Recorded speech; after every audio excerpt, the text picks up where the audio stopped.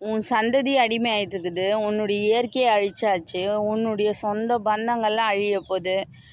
மனிதர்கள் எவ்வளோ சுயநலமா பணம் கொடுத்துட்டா என்ன வேணாலும் செய்வாங்க. அப்படி ஒரு ஈனப்பிறவியாக மாறிட்டு இருக்காங்க. 4 லட்சத்துக்கு மேற்பட்ட மரங்கள் வெட்டப்பட்டு இருக்குது இந்த 3 வருஷத்தில். அதாவது ஒரு மரத்தை வளர்க்கணுன்னா எவ்வளோ வருஷங்களாவது தெரியுமா? தட்டி கூட கேட்காம என்னமோ ஓடுறீங்க ஓடிக்கிட்டே இருக்கிறீங்க. எங்கே போய் என்ன முட்டிக்கிட்டு நிற்க போகிறீங்கன்னு தெரியல. சீரியஸாக சொல்கிறாங்க. உங்களுடைய வேகம் உங்களை அழிக்கும்.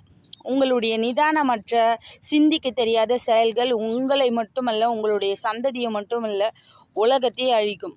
அப்போ நீங்கள் உழுந்து புரண்டாலும் எதுவும் உங்களுக்கு கிடைக்காது.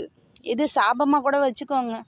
விவேக் சார் சொன்னார் பாருங்க, டேய் நீங்கள் அழிய போகிறீங்கடா, மொத்தமாக அழிய போகிறீங்கடா.